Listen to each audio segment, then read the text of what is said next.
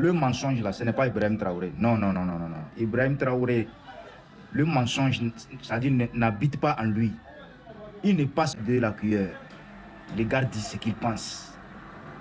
Ce n'est pas parce que ça doit plaire à quelqu'un que il va aller dans le sens qui va te plaire, non. Il va te dire la vérité, même si ça te blesse. Et c'est ça, on dit un homme. Son Excellence Ibrahim Traoré, nous sommes derrière toi. Juste parce que tu dis la vérité, juste parce que tu es vrai, tu n'es pas faux. Tu tapes là où ça fait fort, tu tapes là où ça fait mal. Son Excellence est sorti, taper là où ça fait mal. On s'en fout de vous. Crier, bavarder. Nous, on regarde devant. Nous, on regarde devant. On s'en fout de vous. Aïe. Avec votre permission. Début, même le jour du 30 septembre, est-ce que l'une des premières personnes qui m'a appelé, ce n'était pas le président Alassane Ouattara. Et après, son petit frère est venu par 2 fois nous voir et tout ça. C'est vrai, on peut dire que les relations étaient bonnes, mais il a voulu qu'on suive une certaine direction. Mais comme vous avez dit, en tant que révolutionnaire, nous savons que nous ne sommes pas là pour ça.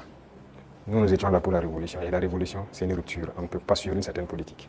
Et donc, petit à petit, les relations ont commencé à ne pas aller. Et comme vous l'avez constaté, tous ceux qui ont voulu peut-être certains privilèges, quoi que ce soit, n'ont pas eu, se sont mis à se mettre contre nous, se sont déployés là-bas, sont entretenus, sécurisés et tout. On sait de quoi on parle, parce qu'ils savent aussi de quoi on parle, pour agir contre nous. Il n'y a pas quelqu'un qui a quitté la Côte d'Ivoire et qui était venu ici en son temps. Nous avons observé ça pendant près de 2 ans. On les a parlé plusieurs fois. Ils nous ont dit non, il faut qu'on passe par les règles de l'art, il faut que la justice émette des mandats et tout ça. On a fait tout. Ils ne répondent pas. Monsieur le Président, ça ne marche pas. J'embraye avec la question de mon confrère pour rester sur la Côte d'Ivoire. Ça nous intéresse d'autant plus qu'on a beaucoup de compatriotes en Côte d'Ivoire quand même. Et on craint qu'il y ait des violences. Et ça, ce n'est pas forcément la bienvenue. Parce que nous avons vécu malheureusement les années passées aux violences en Côte d'Ivoire avec les opérations Bahiri. Tout le monde a subi ça au Burkina.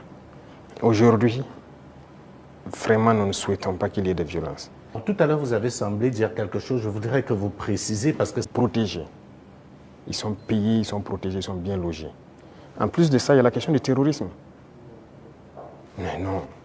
Le pouvoir flotte avec les terroristes. Il ne faut pas se mentir. Attendez. Croyez-vous vraiment que peut-être l'armée ivoirienne est tellement surpuissante que quand les terroristes les voient seulement, ben écoutez, ceux-là, il ne faut même pas les toucher, quoi que ce soit. Vous croyez à ça? Ils sont tellement plus puissants que les 3 armées de l'AES. C'est faux.